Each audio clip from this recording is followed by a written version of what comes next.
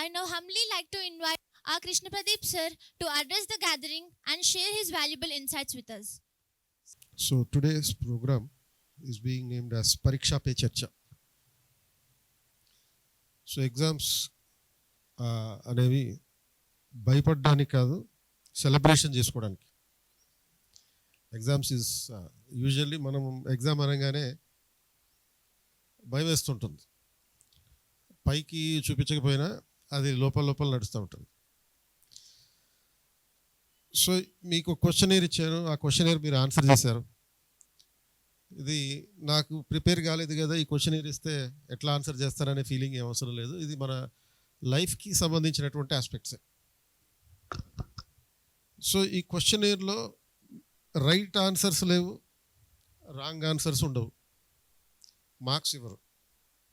So దీంట్లో judgements ఏమీ లేవు. You have done good, you have done bad, you are right, you are wrong అనేటటువంటి judgements ఏమీ లేవు. Whatever you did so far, everything is right. So కాబట్టి ధైర్యంగా ఈ క్వశ్చన్స్ అన్నిటికీ ఆన్సర్ పెట్టచ్చు.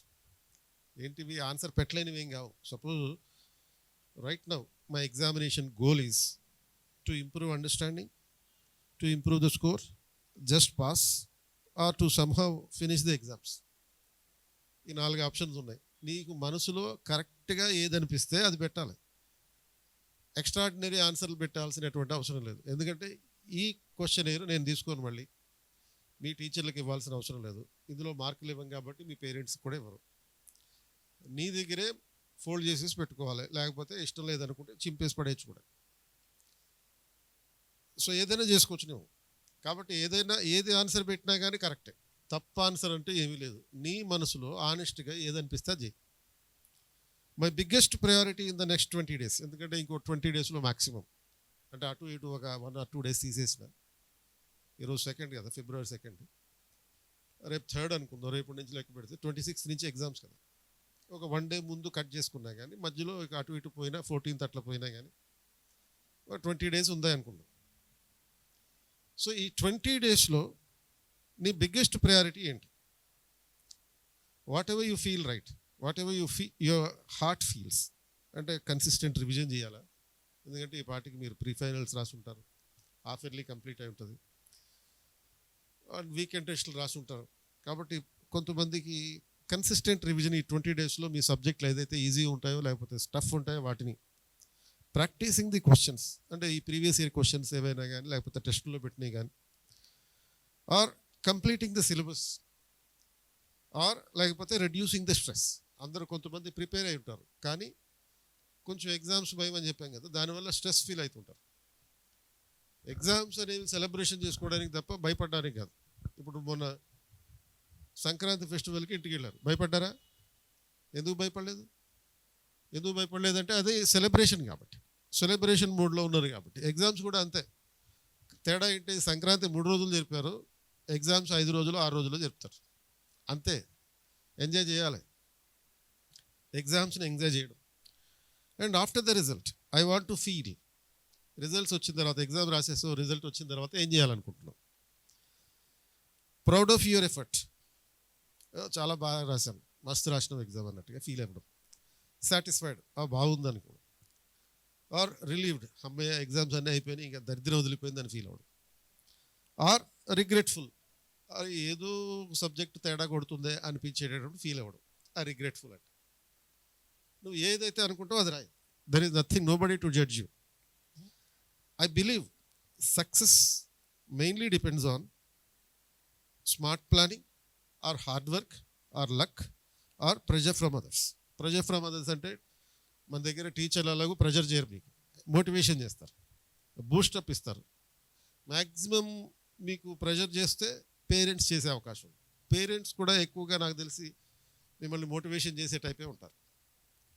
ప్రెజర్ ఎవడైనా పెట్టారంటే వాడు డెఫినెట్గా మీ చుట్టాలు అయి ఉంటారు. ఆర్ ఆ చుట్టాల్లో మరీ కీలకంగా ఎవరు మీ ఇంటి పక్క వాళ్ళు అయి ఉంటారు. ఆర్ లేకపోతే మీ వేలు విడిచిన మానవమై ఉంటాడు. వీళ్ళలో వీళ్ళు డేంజర్, చాలా డేంజర్. రాజ్యాంగేతర శక్తులు వీళ్ళందరూ, అన్కాన్స్టిట్యూషనల్, నాన్ కాన్స్టిట్యూషనల్ బాడీస్ వీళ్ళందరూ. వీళ్ళతో దూరంగా ఉంటే సరిపోయింది, వాళ్ళని పట్టించుకోవాల్సినటువంటి అవసరం లేదు. నీకు ఏది ఫీల్ అయితే అది పెట్టు. పార్ట్ బిలో ఇంకో కొన్ని క్వశ్చన్స్ ఉన్నాయి. My performance style, it is about the performance style. So ఇందులో ఫస్ట్ క్వశ్చన్ ఏంటి, fifth question, my current preparation level is very strong or it's good but needs revision, it is average and it is weak. అంటే నువ్వు preparation maximum నాకు తెలిసి స్ట్రాంగ్గానే ఉండుంటుంది. ఎందుకంటే మీకు క్లాసులు అయినాయి, తర్వాత స్టడీ అవర్స్ అయినాయి, టెస్ట్లు అయినాయి అండ్ హాఫ్ ఇయర్లీ ఎగ్జామ్స్ అయినాయి. అటువంటి కాంటెక్స్లో మీరు నాకు తెలిసినంత వరకు బాగానే ప్రిపేర్ అయి ఉంటారు. It would have been strong. When I study I mostly stay focused. B, got distracted sometimes. C, struggle to concentrate. And D, feel mentally tired. So చదువుతున్నప్పుడు మీకు వచ్చే ఫీలింగ్ ఏంటి అది అక్కడ మెన్షన్ చేసుకోండి. లాస్ట్లో చెప్తాను ఏబిసిడీలు ఎన్ని వస్తాయో లెక్క పెట్టుకోవాలి. తర్వాత నువ్వు ఏది అది నెగిటివ్ రెస్పాన్స్ అయినా పర్వాలేదు. నెగిటివ్ రెస్పాన్స్ అంటే ఏంటి, mentally tired is a negative response, no problem. అది నీ యాటిట్యూడ్ని తెలియజేస్తుంది. మరి దాన్ని ఆ నెగిటివ్ యాటిట్యూడ్ని రెక్టిఫై చేసుకోవాలంటే నిజాయితీగా ఇక్కడ ఆన్సర్ పెట్టాలి. ఇప్పుడు జనరల్గా అంటారు కదా, మనం ప్రపంచంలో ఎవరి దగ్గరైనా అబద్ధం చెప్పొచ్చు, కానీ ఇద్దరి దగ్గర చెప్పొద్దు అని చెప్పి. ఎవరి దగ్గర, ఒకటేమో డాక్టర్ దగ్గర. అంటే నీకు జ్వరం వచ్చింది, డాక్టర్ దగ్గరికి వెళ్ళావు, ఏంటి ఇలా వచ్చావంటే ఎలా ఉన్నారు డాక్టర్ అని చెప్పి అడగకూడదు. డాక్టర్ని రివర్స్లో నీకేం వచ్చిందో చెప్పాలి. అంటే జ్వరం వచ్చిందా, తలనొప్పి వచ్చిందా, పోయే కాలం వచ్చిందా, ఏదో వచ్చిందో చెప్పాలి వాళ్ళకి. అంతే తప్ప అబద్ధం చెప్పకూడదు వాళ్ళకి. ఇంకొకరు ఎవరు, లాయర్ దగ్గరికి. సో నిన్ను ఆ కేసు నుంచి బయటపడేసి నిన్ను రక్షించాలంటే లాయర్ దగ్గర కూడా నిజం చెప్పాలి. అండ్ ఎన్నిటినీ మించి ఇంకొకడు ఉన్నాడు, వాడికి కూడా నిజం చెప్పాలి. ఎవడాడు, నువ్వే. నీకు నువ్వే నిజం చెప్పుకోవాలి ఫస్ట్. నీకు నువ్వే నిజం చెప్పుకోకుండా అబద్ధం చెప్పుకునే ప్రయత్నం చేసేవు అంటే అది నెగిటివ్ ఆలోచన అయినా పాజిటివ్ ఆలోచన అయినా సరే, అది నీకు నువ్వు నిజం చెప్పుకోకపోతే నీకు నువ్వే ద్రోహం చేసుకున్నట్టు అవుతావు. కాబట్టి నీకు ఏ రకమైనటువంటి ఫీలింగ్ వచ్చినా కానీ అందులో మెన్షన్ చేయి. My revision style is, seventh question ఉంది. ఇది planned and regular, somewhat planned, last minute focused, unclear. So ఏది కరెక్ట్ అనుకుంటే నువ్వు అది పెట్టు. ఎందుకంటే మోస్ట్లీ ఈవెన్ రివిజన్ కూడా మీ టీచర్లే ప్లాన్ చేసి ఉంటారు ఆల్రెడీ, దాని ప్రకారం రివిజన్ చేసుకోబట్టున్నాం. So in the exams I usually lose marks because of silly mistakes. Silly mistakes ఏంది, తెలిసిన క్వశ్చన్లకి రాంగ్ ఆన్సర్లు పెడుతుంటారు చూడు, అటువంటి సిల్లీ మిస్టేక్స్. లేకపోతే ఫార్ములాస్ అవి వేసేటప్పుడు ఒకటి అలా ఒక డాటో, లేకపోతే ఒక చుక్కనో, లేకపోతే ట్యాన్ తీటానో, ఇటువంటి అవి కనుక ఏమైనా తేడా వచ్చినాయి అనుకో, అవే సిల్లీ మిస్టేక్స్. సప్లై అని రాసే చోట డిమాండ్ అని రాయడం, డిమాండ్ అని రాయాల్సిన చోట కన్జంప్షన్ అని రాయడం, ఇటువంటి ఏమన్నా ఎకనామిక్స్లో అటువంటి ఏమన్నా పదాలు మార్చేసాం. లేకపోతే సివిక్స్లో ఈ ఆర్టికల్స్ రాయాల్సి వచ్చినప్పుడు ఆర్టికల్స్ తప్పు రాసాం. అవన్నీ సిల్లీ మిస్టేక్స్ అన్నట్టు. నీకు తెలియక కాదు, మరి తెలియక మరి ఎందుకు మిస్టేక్స్ చేస్తావు, ప్రెజర్లో మిస్టేక్స్ చేస్తావు. కాబట్టి నువ్వు జనరల్గా ఇప్పటిదాకా నువ్వు రాసినటువంటి ఎగ్జామ్స్లో నువ్వు చేసే తప్పులు ఎలాంటివి, సిల్లీ మిస్టేక్స్ లేకపోతే you are losing the marks because of time management inability. Time సరిగ్గా మేనేజ్ చేయకపోవడం. అంటే 3 hours ఎగ్జామ్ రాసినప్పటికీ కూడా కొంత ఆన్సర్ మిగిలిపోతూ ఉంటుంది. అండ్ ఎగ్జామినర్ వస్తారు, ఇన్విజిలేటర్ వస్తారు, లాక్కునేదాకా నువ్వు ఉండండి టీచర్ అంటుండు. ఒక్క నిమిషం టీచర్ అంటుండు. ఆ ఒక్క నిమిషంలో ఏం రాసేస్తావు, ఇక నువ్వు రాసేది ఏం లేదు అక్కడ. అంటే టైం మేనేజ్మెంట్ చేసుకోవడం అనేది ఇంపార్టెంట్. దానివల్ల నీకు మార్కులు తగ్గుతున్నాయా, స్ట్రెస్ వల్ల తగ్గుతున్నాయా, ఎగ్జామ్ స్ట్రెస్ వల్ల తగ్గుతున్నాయా, ల్యాక్ ఆఫ్ ప్రిపరేషన్ వల్ల తగ్గుతున్నాయా. So lack of preparation, if you are acting in the classroom, if you are acting in the study hours, you will be having a lack of preparation. Class రూమ్లో కానీ study hours టైంలో కానీ నటిస్తున్నావు అనుకో, నీ preparation లేదట. అది కూడా ఒకవేళ నిజమైతే అదే పెట్టుకో, వేరేది కొత్తది ఏం పెట్టుకో. అండ్ పార్ట్ సిలో థింకింగ్ అండ్ ఎమోషన్ ఆస్పెక్ట్స్, మీరు ఎలా ఆలోచిస్తున్నారు, మీ ఎమోషన్స్ ఏంటి, దానికి సంబంధించినటువంటి ఆస్పెక్ట్స్. ఎందుకంటే ఎగ్జామ్ టైంలో ఎమోషనల్ మేనేజ్మెంట్ అనేది చాలా ఇంపార్టెంట్. స్ట్రెస్కి గురయ్యేది అందుకనే, ఎమోషన్స్ని మనం సరిగ్గా మేనేజ్ చేయకపోవడం వల్ల. కొంతమంది పిల్లలు అయితే ఇంటర్ ఫస్ట్ ఇయర్లో చూసిన ఏడ్ చేస్తుంటారు ఎగ్జామ్ కంగారులో. పర్టికులర్గా గర్ల్స్ ఏడ్ చేస్తుంటారు, వీళ్ళని చూసి బాయ్స్ కూడా నేర్చుకుంటున్నారు. అదే ప్రాబ్లం.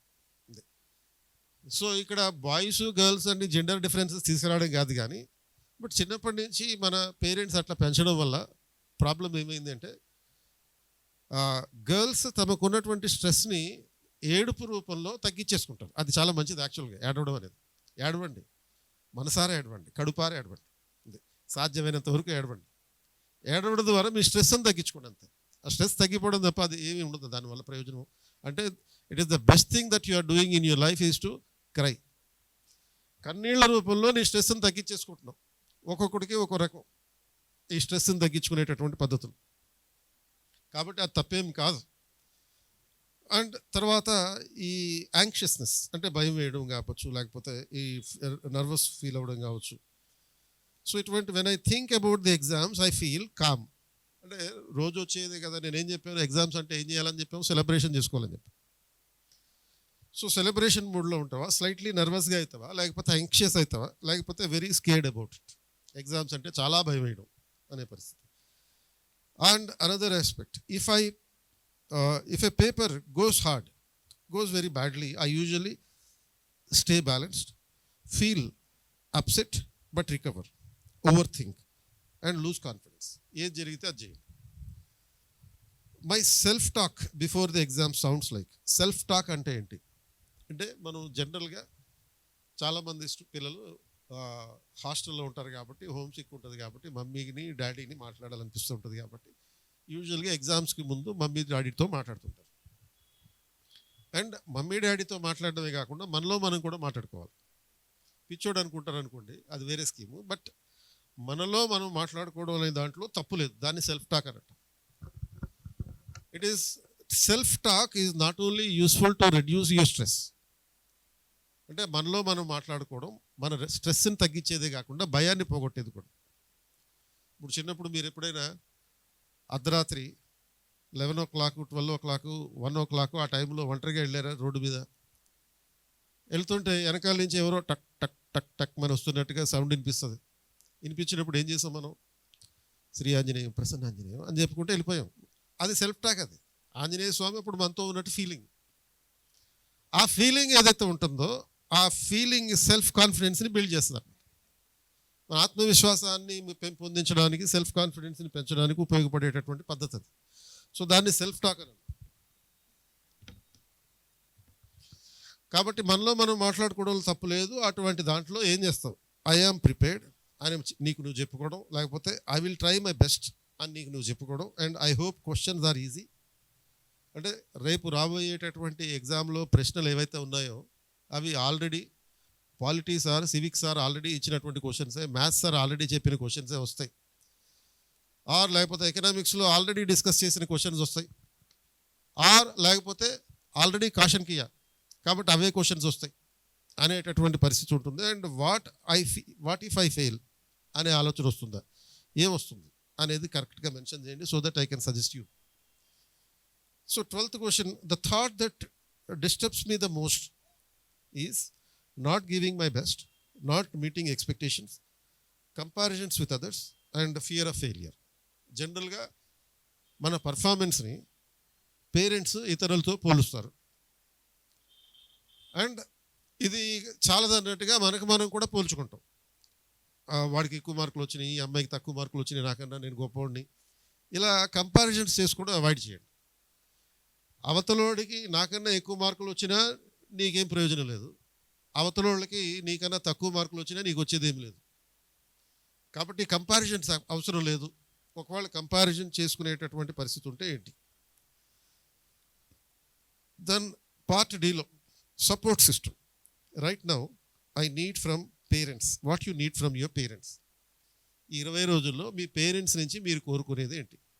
మీరు ఫోన్ చేసినప్పుడు మీ పేరెంట్స్కి నాన్న చెప్పు నాన్న అని చెప్పి మీ డాడీ అంటారో లేకపోతే మీ మమ్మీ అంటారు. సో అన్నప్పుడు మీరు ఏడవకూడదు. అక్కడ మా అమ్మే అని చెప్పి ఏడవద్దు. అది వాళ్ళకి ధైర్యం చెప్పాలి. మీరు రివర్స్లో వాళ్ళు మీకు ధైర్యం చెప్పేటటువంటిది కాదు. మీరే మీ పేరెంట్స్కి ధైర్యం చెప్పి, అమ్మ ధైర్యంగా ఉండమ్మా, నీకు కావాలంటే నేను ఫస్ట్ ర్యాంక్ తీసుకొచ్చి పెడతా, నీకు ఐఏఎస్ అయ్యి చూపిస్తా, జడ్జ్ అయ్యి చూపిస్తా, జస్ట్ ఒక 5 years ఆగు, నేనేమవుతానో ఇక తెలియదు. కంగారు పడొద్దని చెప్పి మీ మమ్మీకి ధైర్యం చెప్పాలి. నువ్వు మమ్మీ నీకు ధైర్యం చెప్పడం రొటీన్, ట్రెడిషన్, సాంప్రదాయం. అది పాత పద్ధతి. కొత్త పద్ధతి ఏంటి? నువ్వే మీ డాడీకి ధైర్యం చెప్పాలి. ధైర్యం చెప్పి ఏం చెప్పాలి? డాడీ ఆ పక్కింటోడికి చెప్పు, మీ అమ్మాయి ఏం చేస్తుంది, అక్కడికి ఎక్కడికో పంపించావు, ఐఏఎస్ అది ఏదో అంటున్నావు అని రెగ్యులర్గా అడుగుతున్నాడు కదా. ఆ పక్కింటికి చెప్పు ఏమవుతుందో ఈ ఏప్రిల్లో వచ్చే రిజల్ట్స్లో చూపిస్తారని చెప్పు. మార్చిలో ఎగ్జామ్ అయిపోతే ఏప్రిల్ కల్లా రిజల్ట్ వస్తాయి కదా. కాబట్టి మీ డాడీకి మీ మమ్మీకి నువ్వు ధైర్యం చెప్పాలి, ఆ రేంజ్లో వెళ్ళిపోవాలి. So right now I need from the parents. నీ పేరెంట్స్ నుంచి ఏం కోరుకుంటున్నావు? ఎంకరేజ్మెంటా, గైడెన్సా, స్పేస్. స్పేస్ అంటే ఏంటి? ఇప్పుడే ఫోన్ చేసి నన్ను డిస్టర్బ్ చేస్తుంటావు, కొంచెం స్పేస్ ఇవ్వరా అని అంటావు చూడు, అది కొంచెం డిస్టర్బెన్స్ చేయొద్దు అని చెప్పడం, అది కోరుకుంటున్నావా? లేకపోతే లెస్ ప్రెషర్. పేరెంట్స్ యూజువల్గా చాలామందిని ప్రెషర్ చేస్తుంటారు, అది కావాలి. When parents discuss exams I feel motivated. అంటే మీ పేరెంట్స్ మీతో కనుక ఎగ్జామ్స్ గురించి మాట్లాడుతున్నప్పుడు, ఆ ఎగ్జామ్స్ గురించి మాట్లాడినప్పుడు మోటివేషన్ ఫీల్ అవుతావా, లేకపోతే సపోర్ట్ అయినట్టు తీసుకున్నట్టుగా ఫీల్ అవుతావా, ఆర్ లేకపోతే ఒక ప్రెషర్ వచ్చినట్టుగా ఫీల్ అవుతావా, ఆర్ అదర్వైజ్ కన్ఫ్యూజ్ అవుతావా? ఏంటి నువ్వు ఫీల్ అయ్యేటటువంటిది ఏంటి, అది మెన్షన్ చేయి. Then finally 15th question, one thing that relaxes me. ఎందుకంటే మీరు ప్రిపరేషన్లో భాగంగా ఈ నెక్స్ట్ 20 డేస్లో చేయాల్సింది ఏంటంటే కొంచెం రిలాక్స్డ్గా ఉండాలి. భయపడకుండా ఉంటే ఆటోమేటిక్గా రిలాక్స్ అవుతారు. So talking to the family is something that relaxes you, or music and walking, or sleeping, being alone. ఒంటరిగా ఉంటే నీకు రిలాక్సేషన్ వస్తుంది. సో ఇందులో ఏది తప్పు కాదని చెప్పాం కదా, అన్నీ కరెక్టే. సో ఈ ఏబిసిడి ఆప్షన్స్ ఉన్నటువంటి 15 క్వశ్చన్స్ అయిపోయిన తర్వాత ఒక 5 క్వశ్చన్స్ మీ అంతటి మీరు అందులో డిస్క్రైబ్ చేయాల్సినటువంటి అంశాలు ఉన్నాయి. అంటే it's a self reflection, right briefly about that అని చెప్పాం. అబౌట్ యువర్ సెల్ఫ్ రిఫ్లెక్షన్ ఏంటిది? One strength I have as a student. ఒక స్టూడెంట్గా నీకున్నటువంటి అతి పెద్ద బలం ఏంటి? అంటే అతి పెద్ద బలం ఏంటి అంటే, నీకు సపోజ్ హ్యాండ్ రైటింగ్ బాగుండొచ్చు, ఎటువంటి సిచ్యువేషన్లో అయినా స్ట్రెస్ మేనేజ్ చేయగలిగేటటువంటి స్కిల్ ఉండొచ్చు, ఆర్ లేకపోతే ఈ ఎంత పెద్ద పుస్తకాలైనా స్పీడ్గా చదవగలిగేటటువంటి స్కిల్ ఉండొచ్చు, ఆర్ లేకపోతే స్పీడ్ రైటింగ్ చేసేటటువంటి స్కిల్ ఉండొచ్చు. నీకు స్టడీస్ విషయంలో నీకు హెల్ప్ అయ్యేటటువంటి స్ట్రెంగ్త్ ఏంటి? ఆటల్లో స్ట్రెంగ్త్ వేరే, లేకపోతే డాన్స్లో స్ట్రెంగ్త్ వేరే, మ్యూజిక్లో స్ట్రెంగ్త్ వేరే, అది వేరే కాదు, అది స్కీమ్ వేరే. ఇక్కడ ఏంటి చెప్పింది? As a student what is your greatest strength, అది రాసుకో అక్కడ. రెండోది, one habit I must improve in the next 20 days. ఎందుకంటే ఒక 20 days పాటు ఒక హ్యాబిట్, అంటే 21 days పాటు ఒక అలవాటు చేసుకుంటే అది శాశ్వతంగా లైఫ్ స్టైల్ అవుతుంది. కాబట్టి నెక్స్ట్ 21 daysలో ఎటువంటి హ్యాబిట్ నువ్వు డెవలప్ చేసుకోవాలనుకుంటున్నావు? అర్లీ మార్నింగ్ 5ంటికి నిద్రలేస్తా అంటావా, లేకపోతే అర్లీ నైట్ 10 o'clockకి నిద్రపోతా అంటావా, ఆర్ లేకపోతే లేట్ నైట్ 2ంటికల్లా నిద్రపోయి 2 AM ఫ్రెండ్తో మాట్లాడతానంటావా? ఏదైతే అది, what ever you wanted to build as a habit you can build in the next 20 days. Or third question ఇందులో ఏంటి? One fear I wanted to reduce. నాకున్న భయాల్లో అనేక రకాల భయాలు ఉంటాయి కదా మనకి. సో ఆ భయాల్లో ఏమేమి భయాలు ఉంటాయి? కొంతమందికి మమ్మీ అంటే భయం, కొంతమందికి ఏమో డాడీ అంటే భయం, డాడీకి ఏమో మమ్మీ అంటే భయం, ఆర్ సపోజ్ మనకి ఎకనామిక్స్ అంటే కొంతమందికి భయం, ఆర్ లేకపోతే కొంతమందికి మ్యాథ్స్ అంటే భయం. సో ఏ భయాన్ని తగ్గించుకోదలుచుకున్నాం అదొకటి మెన్షన్ చేయి. One realistic goal for these exams. ఈ ఎగ్జామ్స్లో రియలిస్టిక్ గోల్, ఇప్పుడు మనకి టెస్టుల్లో వీకెండ్ టెస్టుల్లో ఎన్ని మార్కులు వచ్చినాయి, తర్వాత హాఫ్ ఇయర్లీలో ఎన్ని మార్కులు వచ్చినాయి, తర్వాత ఈ ప్రీ ఫైనల్లో ఎన్ని మార్కులు వచ్చినాయి, ఇవన్నిటిని బేస్ చేసుకుని నేను రాబోయే ఎగ్జామ్స్లో ఎన్ని మార్కులు సాధించగలుగుతాను, ఒక రియలిస్టిక్గా దాన్ని మెన్షన్ చేసుకో. సపోజ్ నీకు పొలిటికల్ సైన్స్లో తక్కువ మార్కులు వస్తున్నాయి, దాన్ని ఇంప్రూవ్ చేసుకుంటాను, అలాంటి రియలిస్టిక్ గోల్స్. ఇప్పుడు ఐఏఎస్ అయిపోతా అని రాసుకుంటే అది ఐడియాలజికల్ గోల్. ఐడియాలజికల్ అంటే ఇప్పటికిప్పుడు సాధ్యమయ్యేది కాదు, ఇంకో దానికి ఇంకా డిగ్రీ కూడా కంప్లీట్ కావాలి కదా.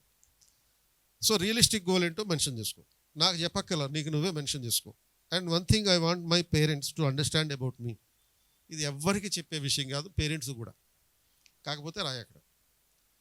అంటే కొన్ని సందర్భాల్లో అమ్మా నాన్న మన గురించి సరిగ్గా అర్థం చేసుకోలేదనే ఫీలింగ్లో ఉంటాం కదా. ఏ విషయంలో అయితే నిన్ను అర్థం చేసుకోవట్లేదు, సపోజ్ ఫిజిక్స్లో మార్కులు తక్కువ వస్తున్నాయి, మమ్మీ డాడీ ఎప్పుడు ఎందుకు నాన్న ఫిజిక్స్లో మార్కులు తక్కువ వస్తున్నాయి అని చెప్పి ఎప్పుడు క్వశ్చన్ చేస్తుంటారు. ఆ విషయం ఎక్కడ మెన్షన్ చేసుకో. ఫిజిక్స్లో నీకు ఎందుకు మార్కులు తక్కువ వచ్చినాయి? టీచర్ సరిగ్గా చెప్పలేదా, నువ్వు సరిగ్గా చదవలేదా, నిజంగా చెప్పు, మనసులో ఏదైతే ఉంటుందో అది కరెక్ట్గా చెప్పుకోవాలి. నువ్వు సరిగ్గా చదవలేదా, లేకపోతే ఫార్ములాస్ గుర్తుండట్లేదా, ఆ రియల్ రీజన్ ఏంటో అక్కడ మెన్షన్ చేయి. సో ఇవన్నీ మెన్షన్ చేసిన తర్వాత దెన్ ఇది ఈ క్వశ్చన్ నెంబర్ 16 నుంచి 20 వరకు ఉన్నటువంటి నీ పర్సనల్ విషయాలు, అలాగే 1 to 15 ఉన్నాయి కూడా నీ పర్సనలే. కాకపోతే ఏబిసిడీలు పెట్టమన్నాం కదా, ఆ ఏబిసిడీల్లో సపోజ్ ఎక్కువ సార్లు ఏ వచ్చిందనుకో, ఎక్కువ సార్లు ఏ రావడం అంటే ఏంటి, సపోజ్ టోటల్గా ఒక 15 క్వశ్చన్స్ ఉన్నాయి, 15 క్వశ్చన్స్లో ఒక 7 క్వశ్చన్స్ వరకు, అంటే మిగతా బీసీడీతో కంపేర్ చేస్తే ఏ ఎక్కువ ఉండాలి. ఏ ఎక్కువ సార్లు వచ్చిందనుకో, యువర్ గోల్ ఈజ్ క్లియర్, నీ లక్ష్యం పట్ల నీకు చాలా స్పష్టత ఉంది, your goal is clear and you are confident about the examination, you are self driven. అది ఏస్ ఎన్ని వచ్చినాయి, లేకపోతే బి ఎన్ని వచ్చినాయి, సి ఎన్ని వచ్చినాయి, డి ఎన్ని వచ్చినాయి ఒకసారి లెక్క పెట్టుకోండి. I will give you 2 minutes time. ఏ ఎక్కువ సార్లు వచ్చిందా, బి ఎక్కువ సార్లు, ఇప్పుడు మళ్ళీ ఇది ఏ ఎలా వస్తే నీ గోల్ క్లియర్ అని చెప్పారని ఎక్కువ మళ్ళీ కొట్టి ఆల్రెడీ రాసిందని కొట్టద్దు. ఆల్రెడీ రాసింది కొట్టేసి ఏ పెట్టుకున్నావు అనుకో, నీకు నువ్వు ద్రోహం చేసినట్లు లెక్క. ఎందుకంటే నువ్వు మూడోవాడివి. ఏంటి మూడోవాడివి, ఏ విషయంలో మూడోవాడివి, డాక్టర్ తర్వాత లాయర్ తర్వాత నువ్వు third person with whom you cannot లై. అబద్ధం చెప్పకూడని వాళ్ళలో నువ్వు మూడోవాడివి. యాక్చువల్గా ఫస్ట్ వాడివే, నీకు నువ్వు అబద్ధం చెప్పుకోకూడదు కాబట్టి. సో ఇట్లా ఈ ఏస్ ఎన్ని ఉన్నాయి, బి ఎన్ని ఉన్నాయి, సి ఎన్ని ఉన్నాయి, డి ఎన్ని ఉన్నాయి. సో అది లెక్క పెట్టుకొని ఒకసారి అక్కడ మెన్షన్ చేసుకోండి. మెన్షన్ చేసుకున్న తర్వాత నాకు చెప్పకండి, మీ పక్కోడికి అసలే చెప్పకండి. లెఫ్ట్లో ఉన్నోడికి కానీ రైట్లో ఉన్నవాడికి కానీ ఎవరికి చెప్పద్దు. సో లెక్క పెట్టుకున్నారా, పెట్టుకున్న తర్వాత so if you are having more number of A's, your goal is very clear, you are completely thoroughly prepared. అంటే you are self driven also. Self driven ఎప్పుడైతే థరోలీ ప్రిపేర్డ్ అప్పుడు, when you are well confident. ఈ రకమైనటువంటి పరిస్థితులు ఉన్నప్పుడు అనేటటువంటి option ఎక్కువగా పెడితే నువ్వు పూర్తిగా ఆత్మవిశ్వాసంతో ఉన్నావు. ఆత్మవిశ్వాసంతో ఉండడం ఎప్పుడు జరుగుతుందంటే when you are completely and thoroughly prepared for the exam. Next 20 daysలో చేయాల్సిందేంటి, నెక్స్ట్ 20 daysలో నువ్వు చేయాల్సింది ఏంటంటే ఓన్లీ రివిజన్ మాత్రం. సపోజ్ మీ ఆన్సర్లో సి ఎక్కువ ఉందనుకో, బి తర్వాత చెప్తాను, సి ఎక్కువ ఉందనుకో, అప్పుడు మీనింగ్ ఏంటి, యు ఆర్ హార్డ్ వర్కింగ్, కష్టపడుతున్నావు, but anxious and needs emotional support. అంటే యాంగ్షియస్ అంటే ఏంటి, నువ్వు కష్టపడుతున్నావు, ఎగ్జామ్లో మంచి మార్కులు రావాలని కోరుకుంటున్నావు, అండ్ దానికోసం నీ ప్రయత్నం పూర్తి స్థాయిలోనే చేస్తున్నావు, 100కి 100% పెడుతున్నావు ప్రయత్నం. కానీ ఏమవుతుంది ఇక్కడ, కొన్ని సందర్భాల్లో యాంగ్షియస్ అవుతున్నావు and what that is you require is emotional support. అంటే ఇటువంటి సందర్భంలో ఎక్కువగా యాంగ్షియస్ ఫీల్ అయినప్పుడు, నర్వస్ ఫీల్ అయినప్పుడు, ఎగ్జామ్ పట్ల భయం వేస్తుంది. నాకు చెప్పే కదా, కొంతమంది ఏడ్ చేస్తుంటారు. ఆ ఏడ్ చేసినటువంటి సందర్భంలో ఇమీడియట్గా మీకు ఎమోషనల్ సపోర్ట్ కావాలి. ఆ ఇమీడియట్ ఎమోషనల్ సపోర్ట్ ఇచ్చేది మీ రూమ్మేట్. సపోజ్ మీ రూమ్మేట్తో శత్రుత్వం ఉందనుకో, ఆ రూమ్మేట్కి చెప్పక ఎక్కిరిస్తారు వాళ్ళు మళ్ళీ. సెకండ్ ఇమీడియట్ సపోర్టు మీకు మీ హాస్టల్లో ఉండేటటువంటి పెద్దవాళ్ళు ఎవరైతే ఉంటారో, అంటే హాస్టల్ వార్డెన్స్ ఉంటారు కదా వాళ్ళు. Third immediate support me faculty, and ఆ తర్వాత మీ పేరెంట్స్కి ఫోన్ చేయండి. వీళ్ళందరూ అందుబాటులో లేకపోతే మీ పేరెంట్స్ తోటి మాట్లాడండి. సో మీ పేరెంట్స్తో మాట్లాడినప్పుడు ఆటోమేటిక్గా మీకున్నటువంటి ఎమోషనల్ సపోర్ట్ అనేది కావాల్సినంత వస్తుంది. 99% అది జరుగుతుంది. కానీ 1% పేరెంట్స్ ఉంటారు. ఇది కూడా రియలిస్టిక్గా మీ మైండ్లో పెట్టుకోండి. సో ఈ మాత్రం దానికి అక్కడి వరకు వెళ్ళి చదవాలా అని అంటారు. ఏడ్చేదానికి ప్రతిసారి ఏడుపిడుస్తున్నావు, ఎగ్జామ్ రేపు పెట్టుకుని భయం ఏందమ్మాయి అని అంటారు. కాబట్టి అటువంటి సందర్భాలు కూడా వచ్చే అవకాశం ఉంది. కాబట్టి నాకు తెలిసి 99% మీ ఫ్యాకల్టీనే మీకు కావాల్సినటువంటి ఎమోషనల్ సపోర్ట్ ఇచ్చేస్తారు. ఎమోషనల్ సపోర్ట్ అంటే మీకు ధైర్యం చెప్పడం, సింపుల్గా ధైర్యం చెప్పి నీకెందుకు భయం, నేను ఉన్నాను కదా, నువ్వు ముందుకెళ్ళు, దూసుకుపో అని చెప్పగలిగేటటువంటి మీ ఫ్యాకల్టీ ఉంటారు ఎప్పుడు కూడా. ఆ ఎమోషనల్ సపోర్ట్ కావాలి. తర్వాత బి ఎక్కువ సార్లు వచ్చినాయి, ఎవరికి వచ్చినాయి ఒకసారి చూసుకోండి. Your preparation is balanced, neither extreme Nar extremely లో. ఎక్స్ట్రీమ్లీ హై కాదు, ఎక్స్ట్రీమ్ లో కాదు, బ్యాలెన్స్డ్ ప్రిపరేషన్ ఉంది. అంటే నీకు 100కి 101 మార్కులు రావు. అలా అని చెప్పి 34 మార్కులు కాదు. Your preparation level is anywhere between 60% to 70%. అంటే అన్ని మార్కులు వచ్చేటట్టుగా కంప్లీట్గా ప్రిపరేషన్ అయ్యావు. నీ మార్కుల రేంజ్ ఎంతవరకు ఉంటుందంటే ఒక 70% వరకు వచ్చే అవకాశం ఉంది. And you are capable, but you need reassurance that you can do it. అప్పుడు 70 మార్క్స్ వస్తున్నాయి కదా, ఈ 20 రోజుల్లో ఏం చేయొచ్చు? ఈ రీఅష్యూరెన్స్ కారణంగా you can increase your score up to beyond 90%. 90% కన్నా ఎక్కువ తీసుకెళ్ళగలుగుతావు. నీకు నీ ఆన్సర్స్లో సీల్ ఎక్కువగా ఉంటే నువ్వు చేయాల్సిందేంటి? ఫ్యాకల్టీ దగ్గర ఇంకా ఏ విధంగా నీ సబ్జెక్ట్లో, ఆ పర్టికులర్ సబ్జెక్ట్లో ఎక్కడైతే వీక్ ఉంటున్నావో ఆ సబ్జెక్ట్లో ఏం చేస్తే నా మార్కులు ఇంకా పెరుగుతాయి అని చెప్పి ఆ ఫ్యాకల్టీతో డిస్కస్ చేసి దాన్ని నీ ఎగ్జామ్స్లో ఎన్ఫోర్స్ చేసుకోవడం. తర్వాత సపోజ్ డి ఎక్కువ సార్లు వచ్చింది. కొంతమంది ఉండొచ్చు డి ఎక్కువ సార్లు వచ్చిన వాళ్ళు, కంగారు పడద్దు. ఎందుకంటే డి ఎక్కువ సార్లు వచ్చింది ఏంటంటే మీనింగ్ ఏంటి? You are very well under stress. చాలా విపరీతమైనటువంటి స్ట్రెస్లో ఉన్నట్టు లెక్క. స్ట్రెస్లో ఎవరైతే ఉన్నారో మీరు ఇన్ఫర్మేషన్ ఓవర్లోడ్తో ఉన్నారు. ఇన్ఫర్మేషన్ ఓవర్లోడ్ అంటే మీనింగ్ ఏంటి అంటే కొద్దిగా ఎక్కువ చదవడం వల్ల అది గుర్తుండకపోయేటటువంటి ప్రమాదం అనమాట. అంటే చదవట్లేదని కాదు, కానీ ఏమవుతుంది ఇక్కడ ఎక్కువ చదివి గుర్తుండకపోయేటటువంటి పరిస్థితి. ఎంత చదివినా గుర్తుండట్లేదని చెప్పి కొంతమంది అంటారు. సిల్లీ మిస్టేక్స్ చేసేది ఇటువంటి పరిస్థితుల్లో.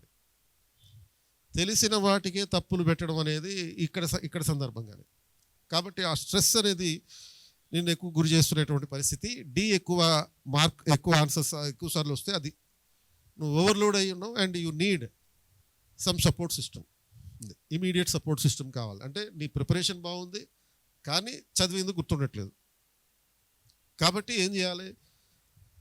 నువ్వు చదివింది గుర్తుండేటట్టుగా సంబంధిత సబ్జెక్టులు ఏవైతే ఉంటాయో, ఏ సబ్జెక్ట్ అయితే సపోజ్ కొన్ని సబ్జెక్టులు గుర్తుండకపోవచ్చు, ఆ పర్టికులర్ సబ్జెక్ట్ టీచర్ దగ్గరికి వెళ్ళడం, దాన్ని ఎలా బాగా గుర్తుపెట్టుకోవాలో దాన్ని మళ్ళీ అడగడం. It all requires only a reassurance but not reinforcement. Reassurance అంటే ఏంటి? నువ్వు బాగా చదివావు కానీ దీనికి కావాల్సినటువంటి సపోర్టింగ్ మెకానిజం గుర్తుపెట్టుకునేటటువంటి కొన్ని టిప్స్ కావాలంతే. నీ మైండ్ సెట్ని కామ్గా మేనేజ్ చేయాల్సినటువంటి అవసరం ఉంటుందంతే. కామ్ మైండ్ సెట్ మెయింటైన్ చేయాల్సినటువంటి అవసరం ఉంటుందంతే. జస్ట్ సపోజ్ దీనికోసం ఏం చేస్తామంటే రోజు పొద్దున్నే నిద్ర లేవగానే నెక్స్ట్ 20 daysలో మన చిరంజీవి సార్నో లేకపోతే ఇంకొక స్పోర్ట్స్ టీచర్ దగ్గరికి వెళ్ళి వాళ్ళతోటి కూర్చొని కొంచెం మెడిటేషన్ చేయి. ఎలా మెడిటేషన్ చేయాలో నేర్చుకో. జస్ట్ ఒక 10 నిమిషాలు 15 నిమిషాలు మెడిటేషన్ చేయడం అంటే కళ్ళు మూసుకుని పండుకోవడం కాదు. మళ్ళీ రిలాక్స్ అవ్వాలి. ఫస్ట్ రిలాక్స్ అవ్వడం ఇంపార్టెంట్. ఈ నెక్స్ట్ 20-21 daysలో మీరు చేయాల్సింది ఏంటంటే మీరు ఫండమెంటల్గా టెక్స్ట్ బుక్లో ఏవైతే ప్రతి లెసన్ చివరిన ఉన్నటువంటి క్వశ్చన్స్ ఉంటాయో అవే చదవండి. Because they will not give any questions beyond the text book. ప్రతిరోజు మీరు టఫ్ ఉన్నటువంటి సబ్జెక్ట్స్ రివైజ్ చేయండి. ఆ తర్వాత ఈ ప్రతి చాప్టర్కి 1 page నోట్స్ వీలైతే 1 page నోట్స్ తయారు చేసుకోండి. ఆల్రెడీ మీ దగ్గర నోట్స్ ఉంటుంది కదా, ఆ నోట్స్ నుంచి మళ్ళీ కీ పాయింట్స్ తయారు చేసుకోవాలి. ప్రతి యూనిట్కి సంబంధించి కీ పాయింట్స్ ఈ next 20 days so that you can revise them very quickly. చాలా వేగంగా ఎగ్జామ్కి ముందు, అంటే ఒక ఎగ్జామ్కి ఇంకో ఎగ్జామ్కి మధ్యలో 1 day టైం ఉంటుంది కదా, 2 examsకి మధ్యలో వన్ డే టైం ఉంటుంది. కొన్ని సందర్భాలు అయితే 2-3 రోజులు కూడా ఉండే అవకాశం ఉంటుంది. కాబట్టి అటువంటి టైంలో మొత్తం ఎగ్జామ్లో సబ్జెక్ట్కి సంబంధించిన కంప్లీట్ రివిజన్ చేయాలి అంటే ఈ స్పీడ్ రివిజన్ డాక్యుమెంట్స్ అనేవి ఉపయోగపడతాయి. అవి మీరు సొంతంగా తయారు చేసుకోవాలి. ఆల్రెడీ మీ దగ్గర ఉన్నటువంటి నోట్స్ని బేస్ చేసుకుని కీవర్డ్స్ తయారు చేసుకుని ఆ కీవర్డ్స్ ప్రకారం ఇది ఉండాలి. అండ్ తర్వాత you need hand writing, because hand writing will get you better hand writing will get you better marks also. దానికోసం బెటర్ హ్యాండ్ రైటింగ్ అంటే ఇప్పుడు ఇంప్రూవ్ చేసుకోవాల్సినటువంటి అవసరం లేదు. కొంచెం ఆర్గనైజ్డ్గా పద్ధతి ప్రకారం ఒక మెథాడికల్గా దాన్ని ప్రజెంట్ చేసే ప్రయత్నం చేస్తే చాలు. ఇప్పుడు సపోజ్ చిన్న చిన్న అక్షరాలు రాస్తున్నారు అనుకుంటే లైట్గా మీ అక్షరాలని పెద్దగా చేయండి. అండ్ వర్డ్కి మధ్య కొంచెం గ్యాప్ పెట్టండి. అంటే వర్డ్స్ మధ్య గ్యాప్ పెడితే చదవడానికి అనుకూలంగా ఉంటుంది. అంటే good hand writing is not calligraphy. Calligraphy అంటే బాగా అందంగా రాయడం. ఆ స్థాయిలో అందంగా రాయాల్సిన అవసరం లేదు. ఎలా ఉండాలి మన హ్యాండ్ రైటింగ్? ఫస్ట్ నువ్వు చదువుకోగలగాలి. అప్పుడు ఆటోమేటిక్గా రెండో వాడు చదవగలుగుతాడు. అంటే రెండో వాడు అంటే ఎవరు? అక్కడ ఎగ్జామినర్. ఎగ్జామినర్ నువ్వు రాసిన దాన్ని చదవగలిగాడు అంటే మీనింగ్ ఏంటి? You have got the marks అండి. సో ఆ హ్యాండ్ రైటింగ్ మీద ఫోకస్ చేయండి. అండ్ ఈ నెక్స్ట్ 20 డేస్లో కంపల్సరీగా మీరు మినిమం ఒక 7 అవర్స్, 6 to 7 అవర్స్ అయితే పడుకోండి. నిద్రపోవడం అనే దాన్ని ఇగ్నోర్ చేయొద్దు. మోస్ట్లీ మీ దగ్గర మొబైల్స్ ఉండవు కాబట్టి నిద్రపోవడం అనేది గ్యారంటీగా జరుగుతుంది. సో మొబైల్ మీద ఎక్కువ టైం స్పెండ్ చేయాల్సినటువంటి అవసరం లేకుండా, and not after 11 o'clock. Don't sleep after 11 o'clock. అంటే బిఫోర్ 11 o'clock పడుకునేటటువంటి ప్రయత్నం చేయండి కుదిరితే. అండ్ 11కి పండుకుంటే మీరు ఏంటి, సపోజ్ 5:30కు 6కు నిద్రలేసారనుకో 7 అవర్స్ పాటు పర్ఫెక్ట్గా కాంప్రహెన్సివ్ స్లీప్ ఉన్నట్లు లెక్క. ఆ 10కి పండుకున్నారనుకోండి, 10కి పడుకుంటే 6 o'clock 5:30కు ఎప్పుడో లేస్తే 7 అవర్స్ కన్నా కొంచెం ఎక్కువ ఉన్నట్లు లెక్క. కంపల్సరీగా అది కావాలి. అండ్ ఈ ప్రిపరేషన్ ఈ 20 డేస్లో ఈ 789 ఫార్ములా పెట్టుకోండి. ఏంటి 789 ఫార్ములా?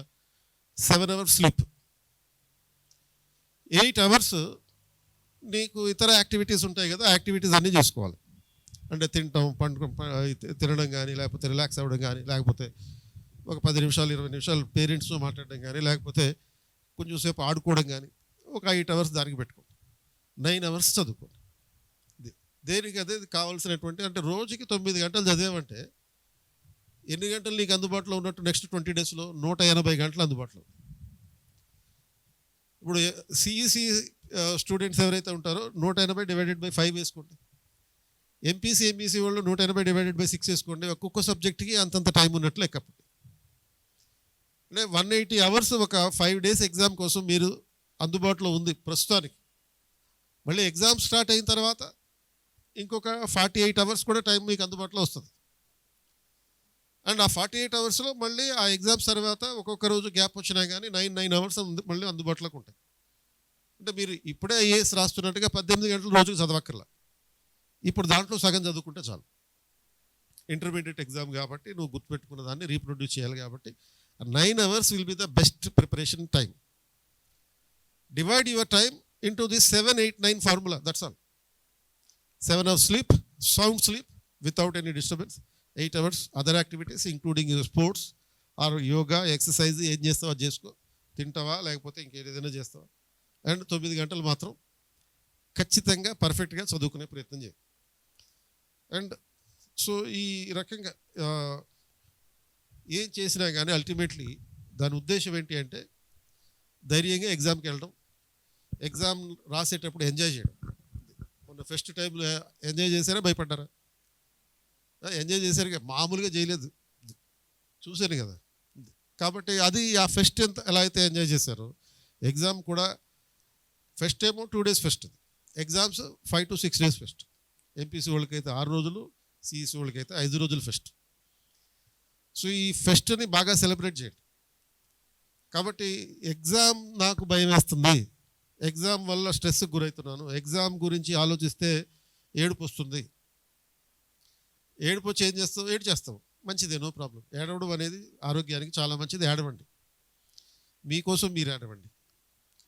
మీ తల్లిదండ్రుల కోసం, మీ పిల్లల కోసం ఏడవకండి. ఎవరి కోసం వాళ్ళు ఏడిస్తే ఏమవుతుంది అంటే నీకు అల్టిమేట్లీ ఏమవుతున్నట్టు, you are conquering the problem of stress. ఈ స్ట్రెస్ అనేటటువంటి ప్రాబ్లమ్ని అధిగమించడం జరుగుతుంది. సో ఎగ్జామ్ హాల్కి మీకు ఎలాగో మనం ట్రాన్స్పోర్టేషన్ అరేంజ్ చేస్తాం బయట నుంచి. అంటే డే స్కాలర్స్ ఉంటారు కదా, ఆ డే స్కాలర్స్ కనుక ఎవరైనా ఇప్పుడు ఉంటే మీరు కనీసం 1 hour ముందు వెళ్ళిపోండి ఎగ్జామ్ హాల్కి. 8:30కు ఉంటుంది కదా ఎగ్జామ్, 7:30 కల్లా ఎగ్జామ్ హాల్ దగ్గర ఉండాలి. అప్పుడు స్ట్రెస్ అనేది తగ్గిపోతుంది. ఎగ్జామ్ హాల్కి 7:30 కల్లా రీచ్ అయితే మన బస్ అరేంజ్మెంట్ కూడా అలాగే ఉంటుంది. 7:30 కల్లా మీరు ఎగ్జామ్ హాల్ దగ్గరికి వెళ్ళిపోయేటట్టుగా బస్ అరేంజ్మెంట్ ఉంటుంది. ఒకవేళ 8:30కి ఎగ్జామ్ అయితే, ఆర్ 8కి అయితే 7కే ఉంటుంది, 9కి అయితే 8 కల్లా ఉంటుంది. సో మరి బ్రేక్ఫాస్ట్ అవి రెడీగా ఉంటాయంటే ఉంటాయి, నో ప్రాబ్లం. అంటే అక్కడ ఒక 3 hours ఎగ్జామ్ అయిపోయిన తర్వాత మళ్ళీ ఇక్కడికి వచ్చేసిన వెంటనే చక్కగా లంచ్ చేసుకోవచ్చు. చాలా మంచి రిలాక్స్డ్గా ఉండాల్సినటువంటి పరిస్థితి. అండ్ మీరు వేసుకునే డ్రెస్సులు కూడా ఇప్పుడు మీరు వేసుకున్నట్టుగా బ్లేజర్లు వేసుకోక్కర్లేదు, నార్మల్గా టీషర్ట్లు వేసుకెళ్ళండి, లేకపోతే మన కాలేజ్ యూనిఫామ్ టీషర్ట్స్ ఏవైతే ఉన్నాయో అవి వేసుకెళ్ళండి. కొంచెం రిలాక్స్డ్గా ఉండండి. చెప్పులు వేసుకెళ్ళండి, బూట్లు వద్దు. సో షూస్ వేసుకెళ్ళడం వల్ల కూడా కొన్ని ప్రాబ్లం ఉంటుంది. అంటే షూస్ వేసుకోవడం అనేది దానివల్ల ప్రాబ్లం ఏంటి అంటే కొంచెం స్ట్రెస్కి గురి అయ్యేటటువంటి అవకాశం. ఆ అరికాలు అరిపాదాలు కొంచెం రిలాక్స్డ్గా ఉండేటట్టుగా చూసుకోవాలన్నమాట. కాబట్టి షూస్ అవాయిడ్ చేద్దాం. ఒకవేళ షూస్ మీకు వేసుకునే అలవాటు ఉన్నా కానీ షూస్ అవాయిడ్ చేసి నార్మల్గా స్లిప్పర్స్ ఏవైతే ఉంటాయో నార్మల్ స్లిప్పర్స్ వేసుకెళ్ళండి. అండ్ తర్వాత ఈ ఎగ్జామ్ హాల్లో ప్రతి ఒక్కరూ ఒక వాటర్ బాటిల్ తీసుకెళ్ళండి. మీతో పాటుగా ఒక వాటర్ బాటిల్ బాయ్స్ కూడా కంపల్సరీగా తీసుకెళ్ళండి. గర్ల్స్ తీసుకెళ్తారు నాకు తెలుసు, బాయ్స్ తీసుకెళ్ళరు అది కూడా తెలుసు. కాబట్టి నా సజెషన్ ఏంటి అంటే సాధ్యమైనంత వరకు ఆ వాటర్ బాటిల్ మీతో పట్టుకెళ్ళండి. ఎందుకంటే మధ్యలో దాహం వేసింది, దాహం వేసినప్పుడు మళ్ళీ ఎక్స్క్యూజ్ మీ సార్ అని చెప్పి ఎక్స్క్యూజ్ మీ చేసి బయటికి వెళ్ళి నీళ్ళు తాగి అన్నీ అదొక 10 నిమిషాలు టైం వేస్ట్. అది ఆ టైం వేస్ట్ అన్న చేయాల్సినటువంటి అవసరం లేకుండా ఒక వాటర్ బాటిల్ పట్టుకెళ్ళండి. అండ్ తర్వాత ఒక పెన్తో ఎగ్జామ్ రాస్తారు కాబట్టి ఒక 2 పెన్నులు పెట్టుకోండి. మరీ అతిగా ఒక 20-30 పెన్నులు పెట్టుకోవాల్సిన అవసరం లేదు. 2 పెన్నులు ఉంటే చాలు. బ్లూ పెన్ను పెట్టుకుంటే మంచిది. బ్లాక్ వద్దు. బ్లాక్తో రాయొచ్చు, నాకు బ్లాక్ అలవాటు సార్ అయినా కానీ బ్లూతో రాయండి. బ్లాక్ అనేది కొంచెం ఎగ్జామినర్కి నెగిటివ్ యాటిట్యూడ్ తీసుకెళ్లే అవకాశం ఉంది. నెగిటివ్ మైండ్ సెట్ కొంచెం. సపోజ్ నీకు 10 మార్క్స్ రావాల్సిన చోట 9.5 మార్క్స్ వేసాడు అనుకో, 1/2 మార్కు పోయింది కదా. ఆ బ్లాక్ కారణంగా ఒక 1/2 మార్కు తగ్గించే అవకాశం కూడా ఉంటుంది. అది. అండ్ ఎగ్జామినర్కి మీకు సపోజ్ ఏదైనా క్వశ్చన్కి ఆన్సర్ తెలియకపోతే వదిలేయండి అంతే. అంతే తప్ప ఎగ్జామినర్కి పర్సనల్ లెటర్లు రాయకండి. కొంతమంది ఉత్తరాలు కూడా రాస్తారు. స్వయంగా నేను 2003కి ముందు ఒకసారి 2-3 సార్లు వెళ్ళాను. ఈ ఇంటర్మీడియట్ ఇవాల్యుయేషన్ కూడా వెళ్ళాను నేను. ఒకడైతే 10 రూపాయలు కట్టించాడు నాకు ఆ ఎగ్జామ్ పేపర్లు. 10 రూపాయలు పెట్టి అయ్యా నా తల్లికి ఆరోగ్యం బాగాలేదు కాబట్టి ప్రిపేర్ కాలేకపోయాను, దయచేసి నన్ను పాస్ చేయండి అని చెప్పి. మరి ఆ 10 రూపాయలు ఏం చేయాలి ఇప్పుడు? తీసుకోవాలా వద్దా? అంటే చీఫ్ ఎగ్జామినర్ ఉంటాడు కదా, ఆయన దగ్గర తీసుకెళ్ళి సార్ ఇట్లా 10 రూపాయలు కట్టాడు, ఇట్లా లెటర్ కూడా రాశాడు, మార్కులు ఏమంటారా సార్ అన్నాడు. అంటే 10 రూపాయలు ఆయన తీసుకున్నాడు, నాకు కూడా ఇవ్వలేదు, మార్కులు కూడా ఇవ్వమనలే. సో కాబట్టి అలాంటి లెటర్స్ రాస్తే ఒకవేళ సపోజ్ దాది కొన్ని సందర్భాల్లో నిన్ను ఎగ్జామ్ నుంచి బ్యాన్ చేసేటటువంటి అవకాశం కూడా ఉంటుంది. కాబట్టి ఒక 1 or 2 years పాటు ప్రొహిబిట్ అవుతావు, ఎగ్జామ్స్ రాయకుండా ప్రొహిబిట్ అయ్యే అవకాశం కూడా ఉంటుంది. అటువంటి పర్సనల్ లెటర్స్ వద్దు. ఆ ఎగ్జామినర్ ఏదో దయతలిస్తే తప్ప దానివల్ల పెద్దగా ప్రయోజనం, పాజిటివ్ ప్రయోజనం అయితే లేదు. ఇలాంటివి చేయకూడదు. అలాగే ఈ ఒక 1 క్వశ్చన్ మీదనే మ్యాథ్స్ ఎగ్జామ్ రాసేటప్పుడు చాలామంది ఒకే ప్రశ్న మీద ఆల్మోస్ట్ 10 నుంచి 20 నిమిషాలు స్పెండ్ చేసే అవకాశం కూడా ఉంటుంది. అలా చేయకండి. MEC MPC students maths exam రాసేటప్పుడు ఒక క్వశ్చన్కి యావరేజ్లో ఎంత టైం పడుతుందో అంతే టైంలో ఆన్సర్ చేసే ప్రయత్నం చేయండి. ఒకే క్వశ్చన్ మీద ఫోకస్ చేయకండి. Don't over right and don't leave the pages blank. ఒక పేజ్ బ్లాంక్గా వదిలేసి నెక్స్ట్ పేజ్కి వెళ్ళి కొత్త ఆన్సర్ రాయడం కాదు. మీరు ఎగ్జామ్ హాల్లో వెళ్ళిన వెంటనే ఏం చేస్తారు? అందరు చెప్పినట్టే చెప్తున్నా. ఫస్ట్ క్వశ్చన్ పేపర్ మొత్తం చదవడం, రిపిటేషన్ అయినా సరే that is the thing that you have to do. And whatever the questions in which that you are strong, start answering with those questions. మీరు ఏదైతే బాగా తెలిసినటువంటి క్వశ్చన్స్, స్ట్రాంగ్ అనుకున్నటువంటి questions, నీకు ఆన్సర్ ఖచ్చితంగా రాయగలరు అనుకునే క్వశ్చన్స్ ముందు రాసి ప్రతి ప్రశ్నకి ఎంతో కొంత ఆన్సర్ చేసే ప్రయత్నం చేయి. పూర్తిగా నీకు ఆన్సర్ రాకపోయినా మినిమం ఆన్సర్ రాయి. మినిమం ఆన్సర్ రాయడం వల్ల 10 మార్కులు రాకపోవచ్చు, కానీ ఒక 10 మార్క్స్ క్వశ్చన్కి 5 మార్క్స్ వస్తాయి కదా. 10కి 10 రాకపోవచ్చు, 10కి 8 కూడా రాకపోవచ్చు.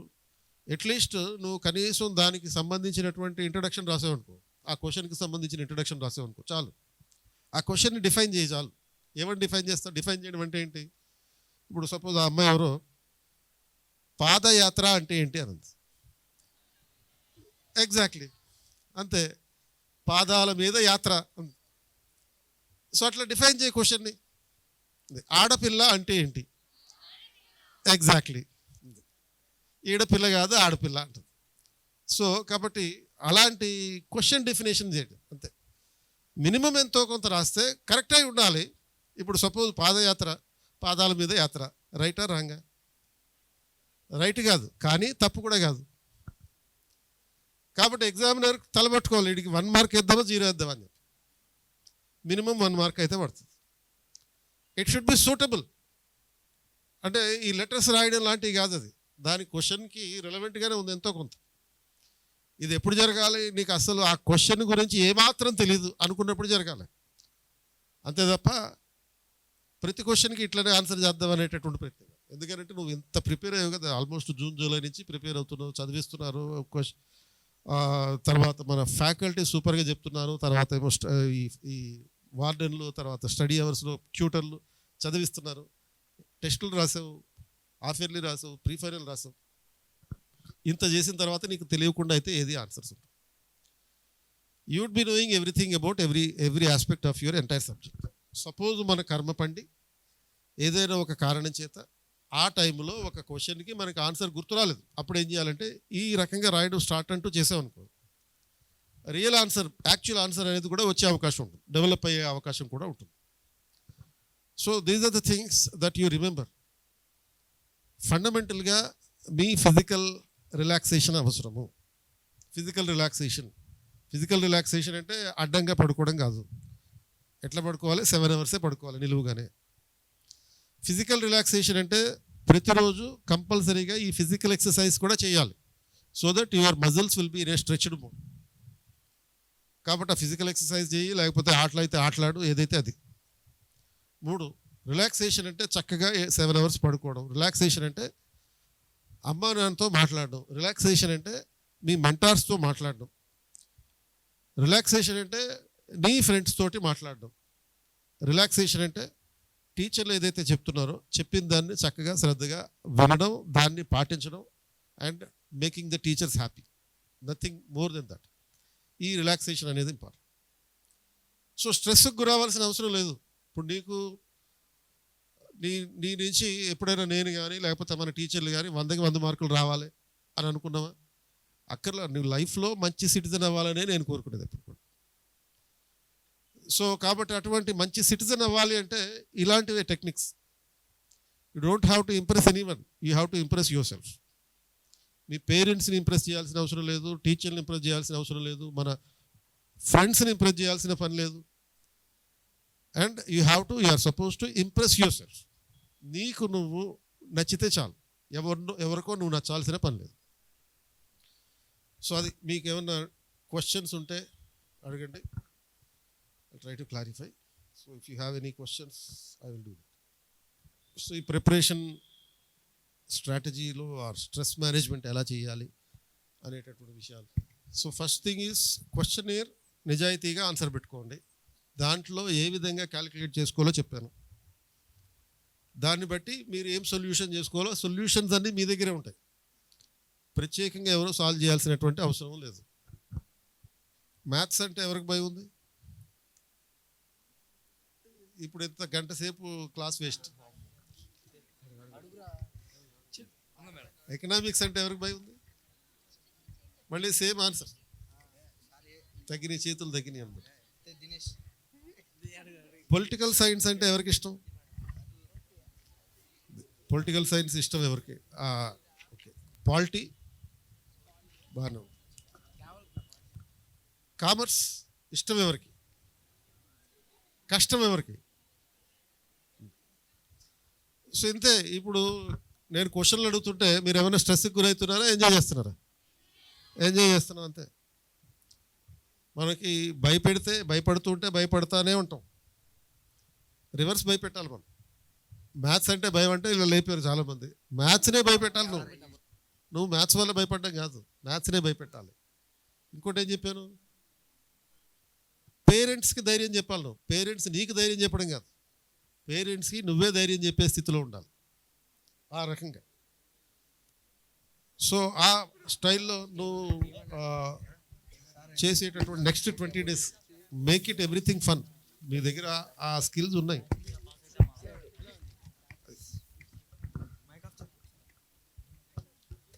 సో ఎవరికైనా క్వశ్చన్స్ ఉన్నాయో కంక్లూడ్ చేద్దామా?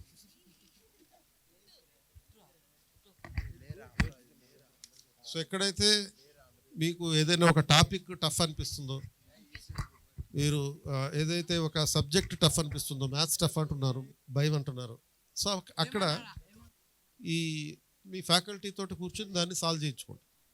నేను కూడా మీ మ్యాథ్స్ టీచర్కి, తర్వాత ఎకనామిక్స్ టీచర్కి చెప్పి ఏ విధంగా భయాన్ని పోగొట్టాలో డిస్కస్ చేస్తాను.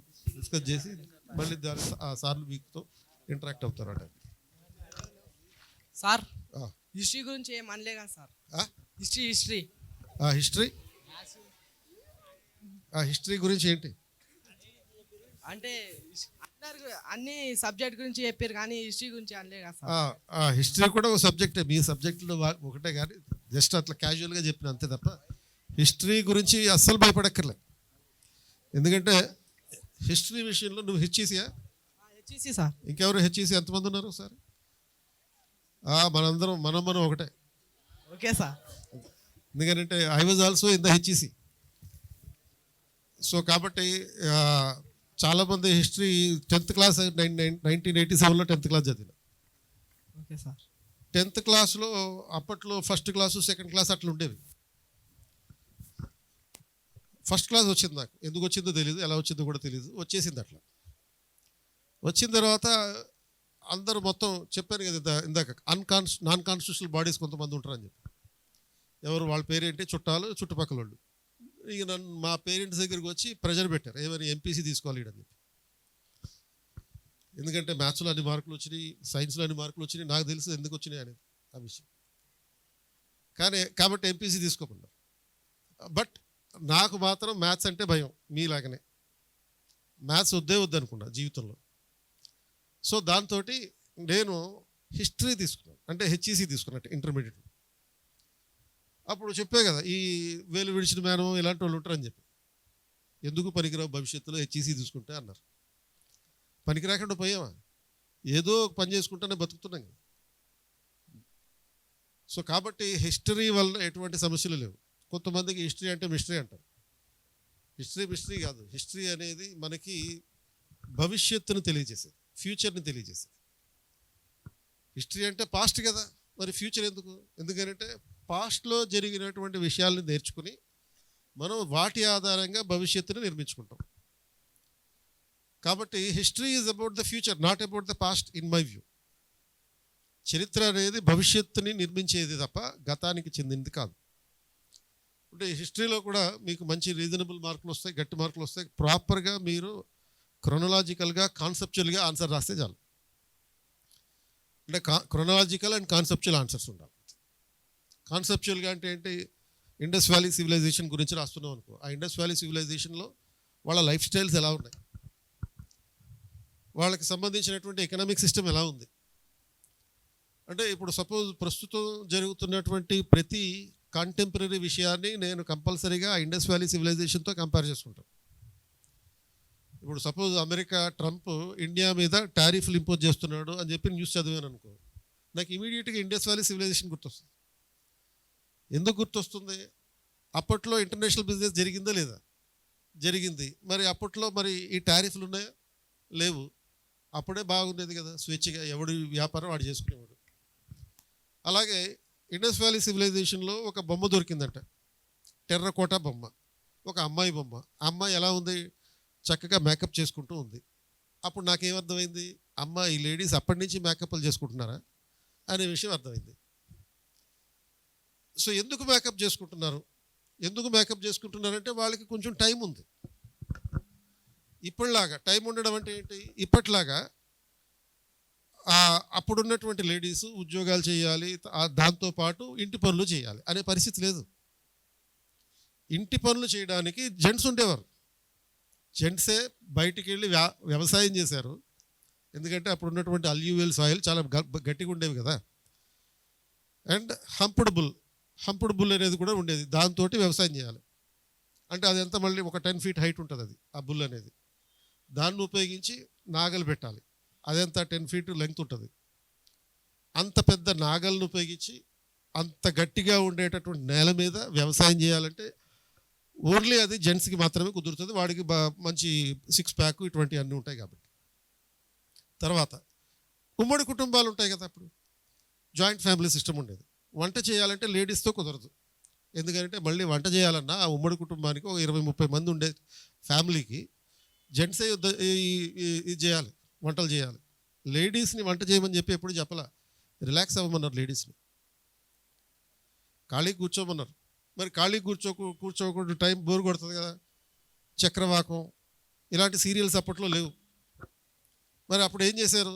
ఖాళీగా ఉండకుండా ఇటువంటి మేకప్ వేసుకోవడం, నృత్యం చేయడం, మ్యూజిక్, ఇటువంటివన్నీ లలిత కళలు.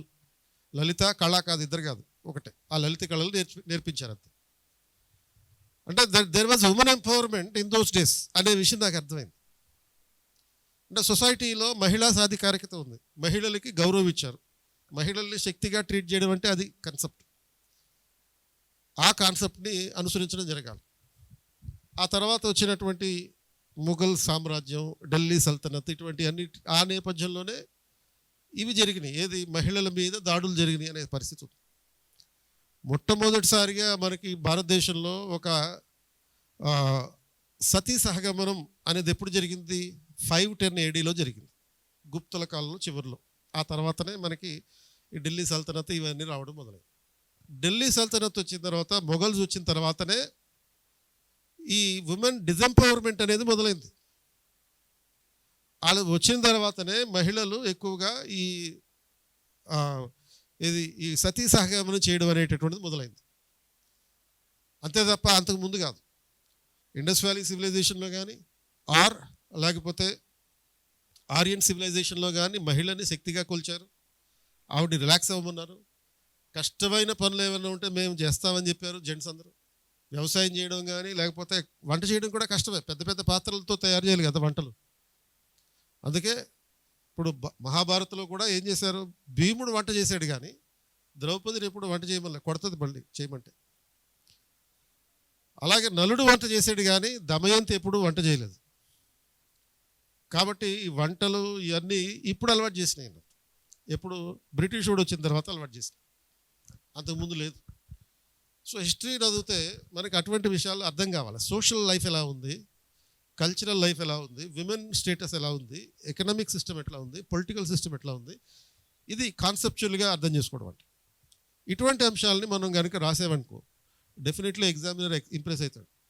అక్కడ ఇవాల్యుయేషన్ చేసేటటువంటి ఎగ్జామినర్ హిస్టరీ లెక్చరర్ కాబట్టి హిస్టరీ లెక్చరర్లు కంపల్సరీగా సివిల్స్ ప్రిపేర్ అయి ఉంటారు. సివిల్స్ ప్రిపేర్ అయిన వాళ్ళు కంపల్సరీగా ఎన్సీఆర్టీ చదువుతారు. ఎన్సీఆర్టీ చదివినటువంటి హిస్టరీ లెక్చరర్ ఇలాంటి విషయాలన్నీ తెలుసుంటాయి. ఎందుకంటే నేను ఇప్పుడు చెప్పిన విషయాలన్నీ ఎక్కడున్నాయి? ఎన్సీఆర్టీలో ఉన్నాయి. నేను ఏమైనా వెళ్ళి చూసి వచ్చానా? ఇండస్ వ్యాలీ సివిలైజేషన్కి టైం మిషన్లో వెళ్ళి చూసి వచ్చానా? చూడలే. ఆ టైం మిషన్ పేరేం పేరు? ఎన్సీఆర్టీ పుస్తకాలు. ఇప్పుడు సపోజ్ ఎన్సీఆర్టీ పుస్తకాల్లో ఇంకోటి ఉంటుంది, ఔరంగజేబు గురించి ఉంటుంది. ఔరంగజేబు హైదరాబాద్ వచ్చాడు. ఎందుకు వచ్చాడు? గోల్కొండ కోటని ఆక్రమించుకోవడానికి వచ్చాడు. 7 months పాటు కాపు కాశాడు గోల్కొండ మీద దాడి చేయడానికి. అంటే ఏంటి? ఇది చాలా స్ట్రాంగ్ ఉంటుంది. గోల్కొండ కోట అనేది చాలా బలంగా ఉంటుంది. ఎంత వెయిట్ చేసినా కానీ అతనికి కాంకర్ కావట్లే. ఆ తలుపులు ఎవడు పగలగొట్టలేకపోతున్నాడు. అప్పుడు ఎవరో చెప్పారు ఈయనకి, ఇక్కడ కర్మాన్ ఘాట్ దగ్గర ఒక ఆంజనేయ స్వామి టెంపుల్ ఉంది, ఆంజనేయ స్వామి టెంపుల్కి వెళ్ళి నువ్వు మొక్కితే నీకు కావాల్సినటువంటి మనసులో ఉన్నటువంటి కోరిక ఏదైతే ఉందో అది ఫుల్ఫిల్ అవుతుంది అని చెప్తారు. కర్మన్ ఘాట్ అంటే మనకి సైదాబాద్ దగ్గర ఉంటుంది అన్నమాట, దిల్సుఖ్ నగర్ దగ్గర. ఇది వింటాడు, ఈ మాట వింటాడు. దిల్సుఖ్ నగర్కి వెళ్తాడు, కర్మన్ ఘాట్ వెళ్ళాడు, అక్కడ ఉన్నటువంటి ఆంజనేయ స్వామి టెంపుల్కి వెళ్ళాడు అండ్ ఆ బొట్టు పెట్టుకున్నాడు. ఎవరు? ఔరంగజేబు. జనరల్గా మనకి 10th క్లాస్లో ఔరంగజేబు అంటే ఏమని చెప్పారు? యాంటీ హిందూ అని చెప్పారు. అఫ్కోర్స్ యాంటీ హిందూయే, చాలామంది హిందువులు ఇస్లాంలో కన్వర్ట్ చేశాడని చెప్పారు. బట్ ఈ యాంగిల్ కూడా ఉంది వీడికి. ఇంకో యాంగిల్ ఏంటో తెలుసా? ఈ ఔరంగజేబుకి వీణ వాయించడం వచ్చు. వీణ అంటే ఏంది? అది ఇలా టంగ్ టంగ్ టంగ్ అని కొడతారు చూడు, అది ట్యాంట్ ట్యాంట్ అని కొడితే అది ఒక రకమైన ఎమోషన్ ఉంటుంది చూడు, అది ఆ వీణ వాయించడం వచ్చు. ఇది స్పెసిఫిక్గా ఎందుకు చెప్తున్నావు? వీణ అనేది ఎవరి ఇన్స్ట్రుమెంట్? ఎవరి దగ్గర చూస్తాం జనరల్గా? సరస్వతి దేవి దగ్గర చూస్తాం. అంటే హిందూ గాడెస్ అని. హిందూ గాడెస్ ఉపయోగించేటటువంటి వీణని ఈయన వాయిస్తాడు. అంటే ఒకటి చదివాం అంతకుముందు, తన ఆస్థానంలో ఉన్నటువంటి మ్యూజిషియన్స్ని, డాన్సర్స్ అందరినీ డిస్మిస్ చేశాడని చెప్పి. కానీ వీడికి ఈ యాంగిల్ కూడా ఉంది, వీణ వాయించడం. అది కూడా ఒక హిందూ గాడెస్ ఉపయోగించేటటువంటి ఇన్స్ట్రుమెంట్. వీడు వీణ వాయించాడంటే తీగ తెగాల్సిందే, ఆ రేంజ్లో వాయిస్తాడు. ఈ విషయం ఎక్కడ తెలిసింది మనకి? ఎక్కడ తెలుస్తుంది అంటే నువ్వు 6th to 12th క్లాస్ మధ్యలో ఉండేటటువంటి ఏ ఎన్సీఆర్టీ మెడివల్ హిస్టరీకి సంబంధించిన ఎన్సీఆర్టీ బుక్కుల్లోనే తెలుస్తుంది. పెద్ద పెద్ద గ్రంథాలు జరగవు. అంటే ఇది ఎక్కడ ఉపయోగిస్తాం మనం? సెక్యులరిజం ఉండేది ఆ రోజుల్లో. కేవలం ఇస్లామటైజేషన్ మాత్రమే జరగలేదు, సెక్యులరిజం కూడా ఉంది. ఉదాహరణకి ఎగ్జాంపుల్కి ఇది ఔరంగజేబు కండిషన్. ఇలాంటి ఎగ్జాంపుల్స్ రాసేవనుకో, definitely the examiner will get impressed about it. So వాళ్ళకి తెలుసు ఇవన్నీ. ఆ హిస్టరీ లెక్చరర్ ఎన్సీఆర్టీ చదువుంటాడు కాబట్టి ఇవన్నీ తెలిసి ఉంటాయి. కాబట్టి మిగతా ఆన్సర్లకి భిన్నంగా కొంచెం ఇటువంటి ఎగ్జాంపుల్స్ అక్కడక్కడ ఇన్కార్పొరేట్ చేస్తాం. చేసినప్పుడు ఇది ఎలా ఉంటుందంటే, తిరుపతి లడ్డూలో తింటున్నప్పుడు, తిరుపతి లడ్డు ఒరిజినల్ది, కల్తీ నెయ్యి కాదు, ఆ ఒరిజినల్ నెయ్యితో తయారు చేసినటువంటి తిరుపతి లడ్డు తింటున్నప్పుడు మధ్య మధ్యలో నీకు జీడిపప్పు కిస్మిస్ వస్తాయి కదా, ఆ కిస్మిస్ జీడిపప్పు తింటున్నట్టు అనిపిస్తుంది ఎప్పుడు నువ్వు ఇటువంటి ఎగ్జాంపుల్స్ రాసినావు ఆ పరీక్షను ఇవాల్యుయేషన్ చేసేవాడికి. కాబట్టి నీకు 10 out of 10కి సపోజ్ 8 మార్కులు వేద్దాం అనుకున్నాడు అనుకో, ఇలాంటి జీడిపప్పులు వేసావనుకో 9 మార్కులు వస్తాయి. ఒక కిస్మిస్ వేసావనుకో 9.5 మార్క్స్ వస్తాయి. కిస్మిస్ జీడిపప్పు అంటే ఇటువంటి ఎగ్జాంపుల్స్ రాయడమే. నువ్వు అందుకనే టెక్స్ట్ బుక్ మాత్రం వదిలిపెట్టద్దు అంటున్నావు. ఎన్సీఆర్టీ మీరు ఆల్రెడీ చదివి ఉంటారు సివిల్స్ ప్రిపరేషన్లో భాగంగా. కాబట్టి ఈ ఇంటర్మీడియట్ ఎగ్జామ్కి సంబంధించినటువంటి ఇష్యూస్ ఏవైతే ఉన్నాయో అవి మీకు ఒక రకంగా చెప్పాలంటే జుజుబి.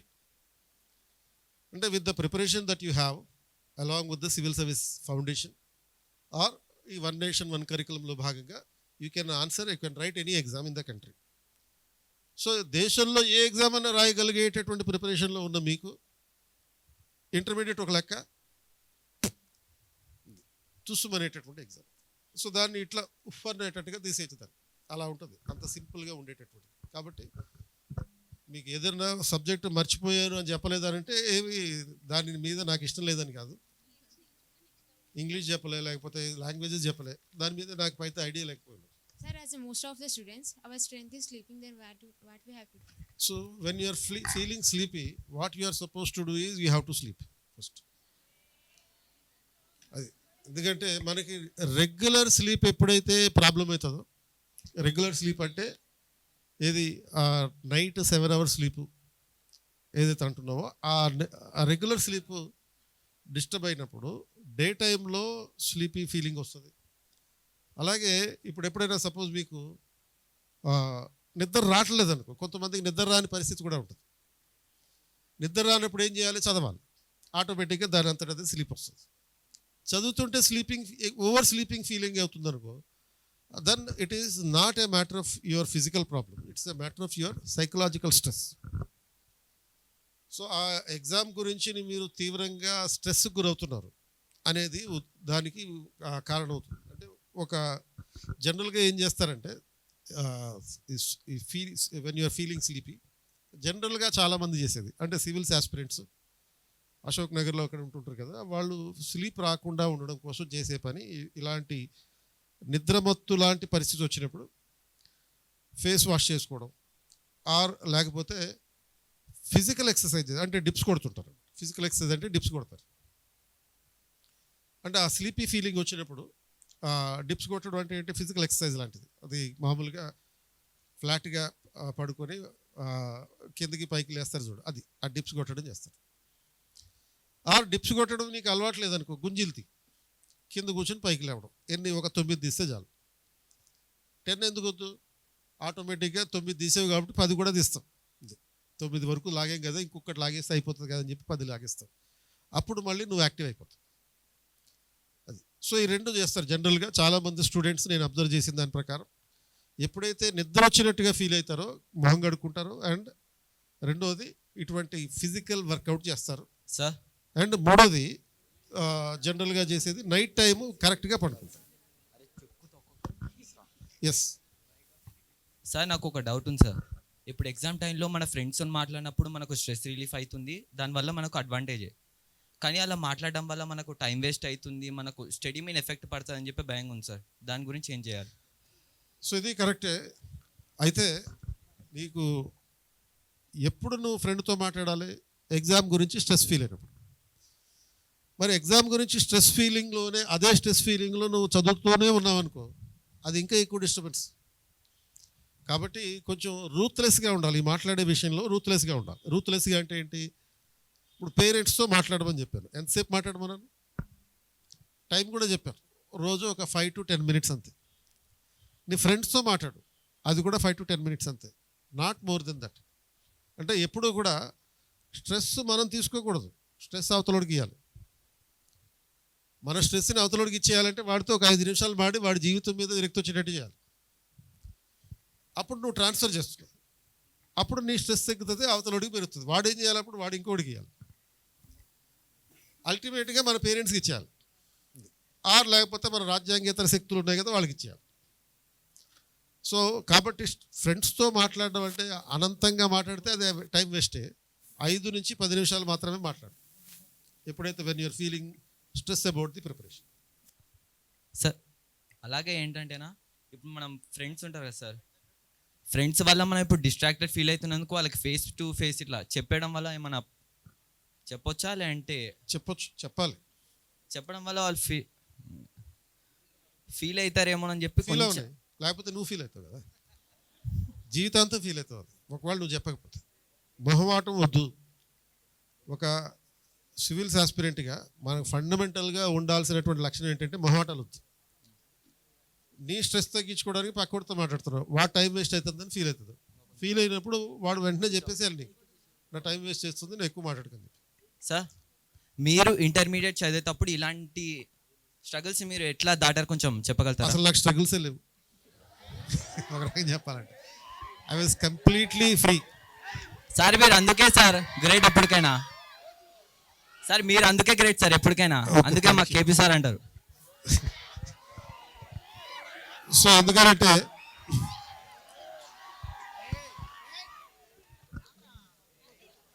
సో ఈ స్ట్రెస్ ఫీల్ అయితే ఫీలింగ్, లేకపోతే లేదు. ఎందుకంటే మనం చేసే ప్రయత్నం చేస్తూనే ఉంటాం.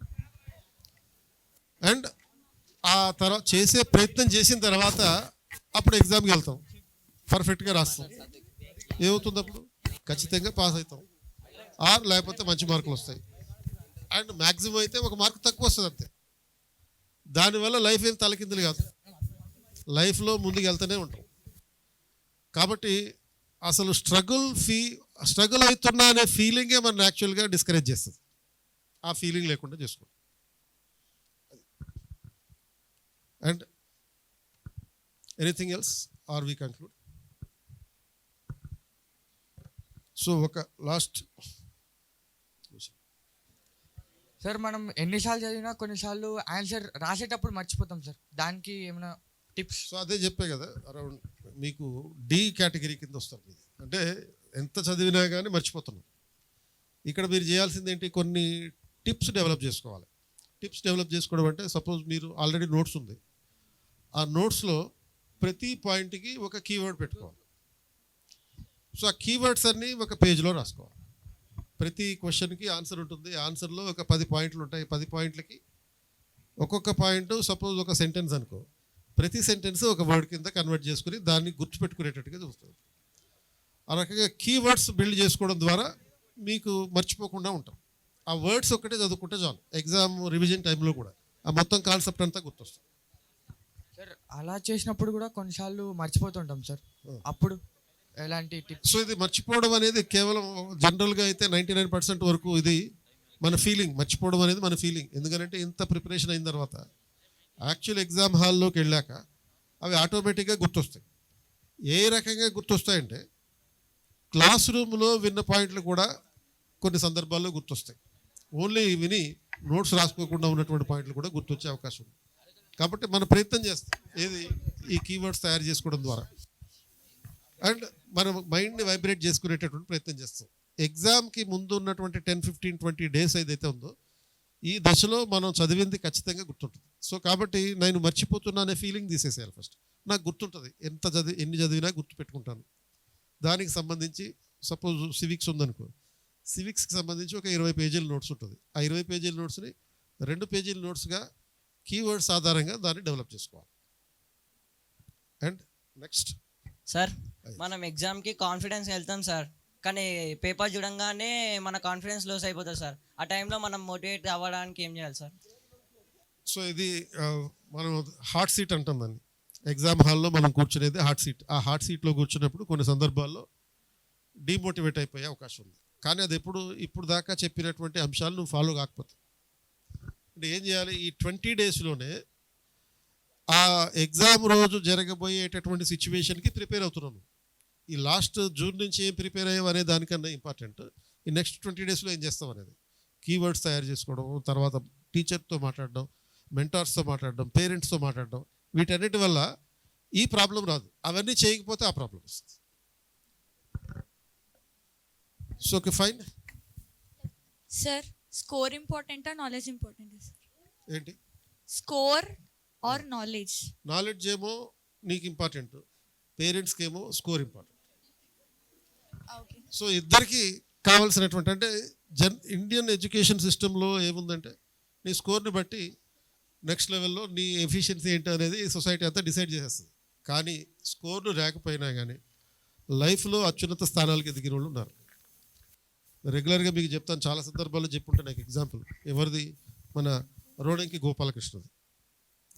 Ronanki Gopalakrishna one of our students who cracked IAS with all India 3rd rank with Telugu medium. మళ్ళీ తెలుగు మీడియంలో సివిల్ సర్వీస్ ఎగ్జామ్ రాసి అఖిల భారత స్థాయిలో 3వ ర్యాంక్ పొందాడు 2016లో. స్కోర్ల గురించి అడిగారు కాబట్టి ఎగ్జాంపుల్ చెప్తున్నాం మళ్ళీ. సో ఈయన 10th క్లాస్ 3rd క్లాస్లో పాస్ అయ్యాడు. ఇంటర్మీడియట్ జస్ట్ పాస్ అయ్యాడు అంతే, డిగ్రీ చదవలేదు. డిగ్రీ డైరెక్ట్గా చదవాలి, కరస్పాండెన్స్లో చదివాడు. అండ్ అది కూడా నార్మల్ థర్డ్ క్లాసే పాస్ అయ్యాడు. అండ్ ఆ 3 అనేది బాగా అచ్చొచ్చింది ఆయనకి, అందుకే ఆల్ ఇండియా 3rd ర్యాంక్లో వచ్చాడు. అంటే ఇతనికి డిగ్రీ వరకు ఉన్నటువంటి స్కోర్లు ఇంపార్టెంటా?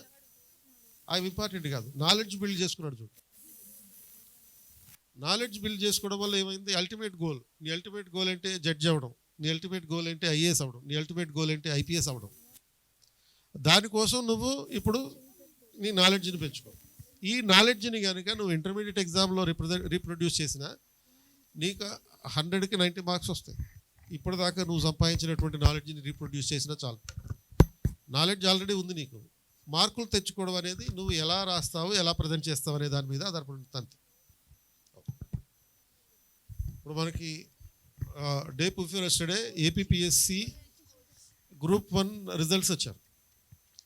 ఈ గ్రూప్ 1 రిజల్ట్స్లో 21 మందికి ర్యాంకులు వచ్చినాయి. మన 21st century students 21st century నుంచి 21 ర్యాంకులు వచ్చినాయి. కొట్టండి.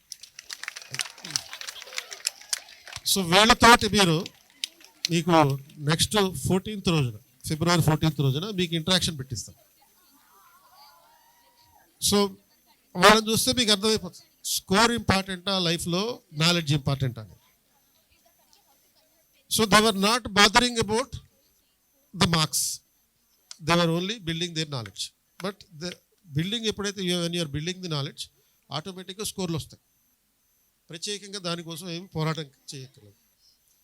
ఇప్పుడు మీరు అదేంటది 3 Idiots అనే సినిమా చూసుంటారు. అండ్ ప్రొటాగనిస్ట్ ఎవరైతే ఉంటాడో ఆ ప్రొటాగనిస్ట్ ఏం చేశాడు, నాలెడ్జ్ బిల్డ్ చేసుకున్నాడు.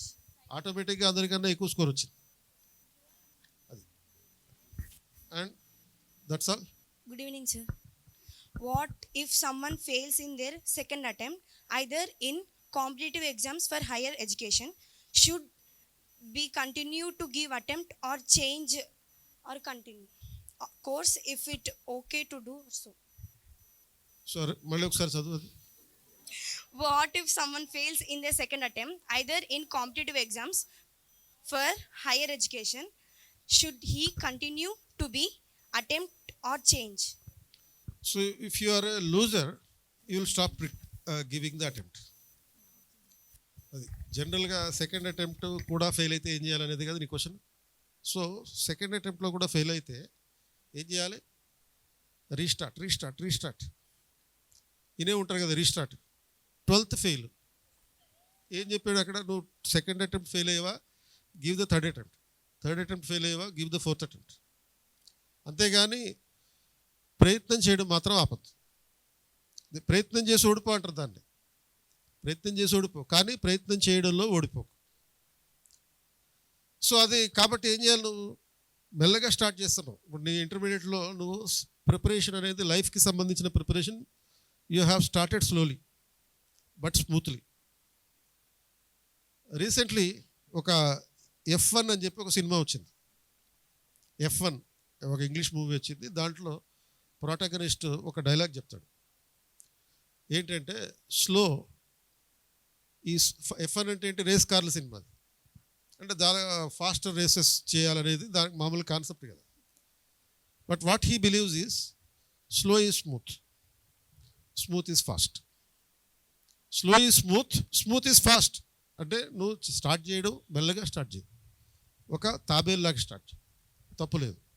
స్మూత్గా స్టార్ట్ చేయి, అస్సలు తప్పులేదు. కుందేలులాగా హడావిడి చేసి పడిపోవాల్సిన అవసరం లేదు, మెల్లగా ముందుకెళ్తాం. అండ్ అదే that is ultimately the fastest thing. So that is where I believe in the principal that slow is smooth, smooth is fast. కాబట్టి ఎట్టి పరిస్థితుల్లో నువ్వు చేసే అటెంప్ట్ మాత్రం వదలకూడదు నీకు సక్సెస్ వచ్చేదాకా. Sir good evening sir. Sir మన ఎడ్యుకేషన్ సిస్టంలో రిజల్ట్స్ వచ్చిన తర్వాత ఫ్యాకల్టీ మనకు మోటివేట్, పర్వాలేదు నెక్స్ట్ టైం వస్తే బాగుంటుంది అనకుండా ఎందుకు మార్క్స్ ఇంత తక్కువ వచ్చినాయి, దీనివల్ల డిమోటివేట్ అవుతున్నాం సార్. అది చేంజ్ అయితే బాగుంటుంది. అవును సార్. ఎస్. సో ఇప్పుడు చెప్పాను కదా, మీరు కొంతమంది మ్యాథ్స్ టఫ్ అన్నారు, కొంతమంది ఎకనామిక్స్ టఫ్ అన్నారు. ఈ ఫీడ్బ్యాక్ కూడా తీసుకుంటాం. అంటే I will talk to your faculty. So ఒకవేళ ఇటువంటి డిమోటివేటింగ్ స్టేట్మెంట్స్ ఎవరైనా ఇవ్వడం జరుగుతుంటే, అంటే జనరల్గా మనకు అలవాటు అయినటువంటి పరిస్థితి అది, జనరల్ టెండెన్సీ ఏంటి, పేరెంట్స్ అయినా సరే కొంతమంది టీచర్లు అయినా సరే ఇట్లా డిమోటివేటింగ్గా మాట్లాడే అవకాశం ఉంటుంది. కాకపోతే దీనివల్ల మిమ్మల్ని మోటివేట్ చేయడం వాళ్ళ ఉద్దేశం, అంతేగాని నిన్ను తొక్కేయడానికి కాదు, నిన్ను డిమోటివేట్ చేయడానికి కాదు. Because motivation can అక్కర్ in 2 ways, positive motivation, negative motivation. Positive motivation అంటే నువ్వు బాగా చేస్తున్నావు, ఇంకా బాగా చేయగలవు అని చెప్పడం. నెగిటివ్ మోటివేషన్ అంటే ఛాలెంజ్ చేయడం. ఛాలెంజ్ చేయడం అంటే ఏంటి, ఆఫ్టర్ ఆల్ ఇంత చిన్నదాన్ని నువ్వు చేయలేకపోయావా అని చిన్నప్పుడు ఛాలెంజ్ చేసినప్పుడు ఏం చేస్తాం మనం, అది సాధించి చూపించాం.